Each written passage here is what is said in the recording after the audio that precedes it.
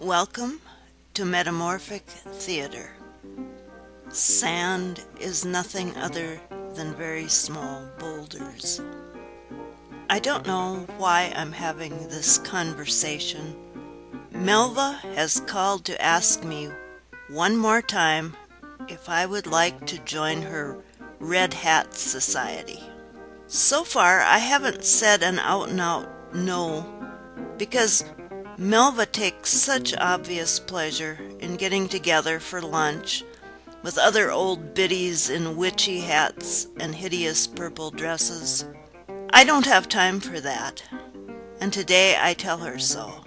She does not take it well.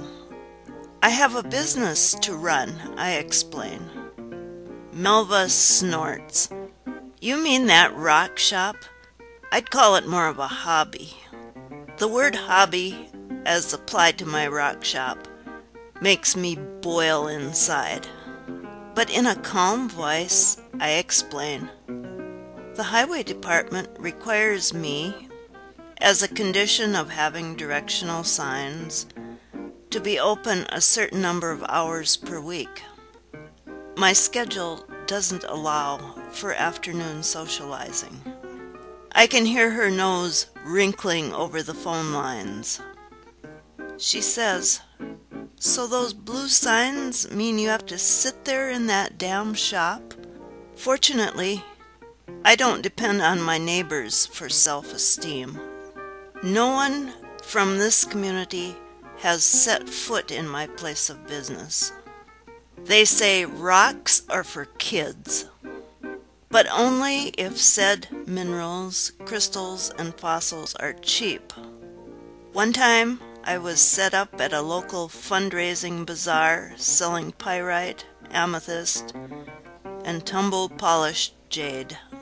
Melva's granddaughter, a budding mineralogist, held some $1 bills in her moist little hands.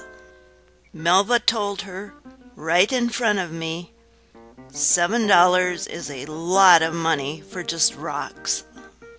To think, I used to take her remarks half seriously.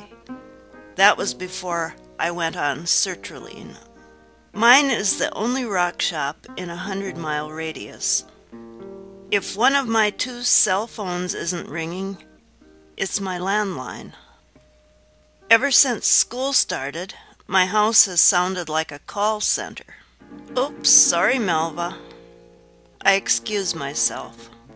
I hear another call come in, and I am hoping she hangs up while I'm talking to Deb. "My, aren't you the busy one?" says my longtime friend Debbie, the 2nd grade teacher. "Just a quick question. Do you sell rose quartz?" Educators with New Age leanings believe rose-colored varieties of quartz promote peace and harmony in the classroom. So goes the current buzz, a notion I regard as optimistic, wishful thinking. I scan the shelves of my office. Are you thinking of points, scepters, spheres, eggs, tumbled stones, cabochons? What about crystals? An often asked question. Natural terminated rose quartz crystals don't exist, I explain. Rose quartz doesn't form nice 6-sided pyramids like, say, amethyst or rock crystal. Nobody knows why. You might be interested in pink quartz. Pink, rose, what's the difference? Price, and a few other things. Pink quartz is found in a different environment. The cause of the color is different. It is sensitive to light while rose quartz is not. Crystals are rare, but they do exist. And they're quite small, about 2 or 3 centimeters in length usually. I do know my stuff when it comes to rocks. I'm plumb out of quartz of the fancy colored varieties.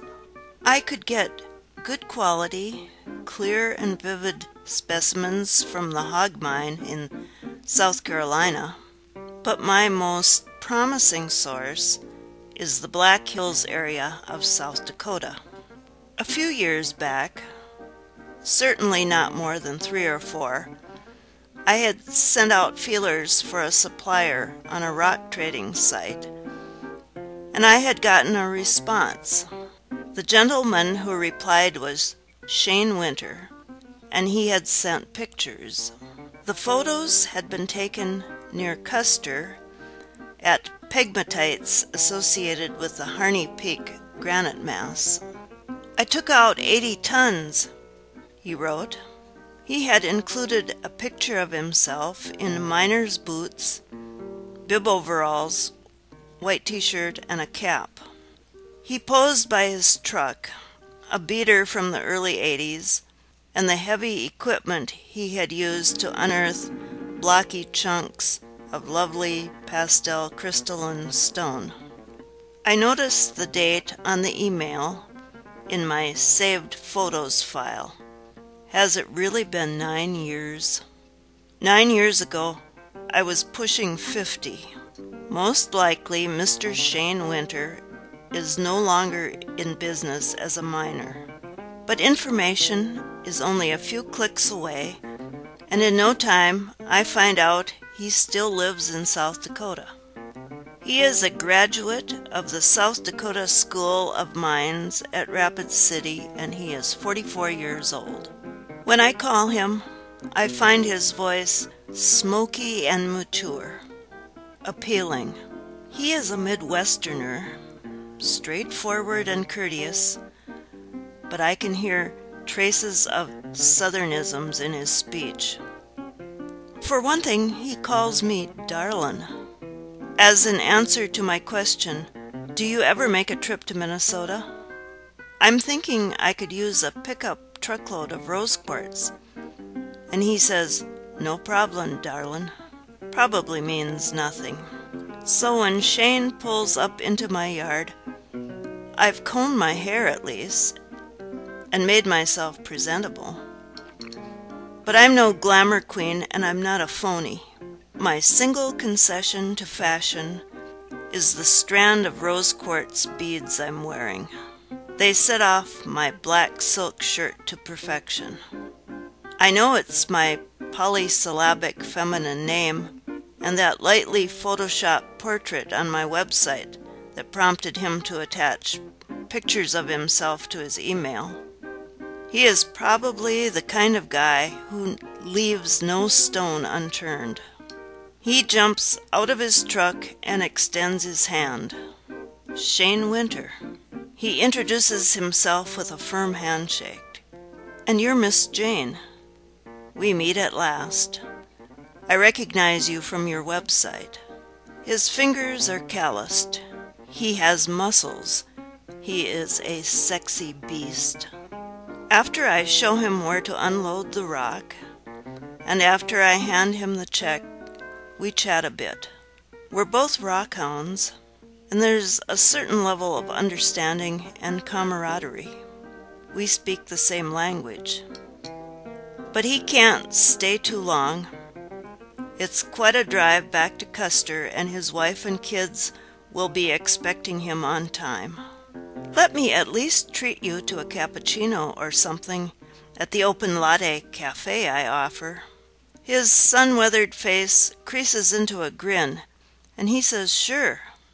He follows my Mazda in his truck, and we park around the corner from the coffee house. The cafe is packed. Melva's Red Hat group is meeting there. I put in our order at the counter and choose secluded seating in the computer room. The cackling noise is unbearable.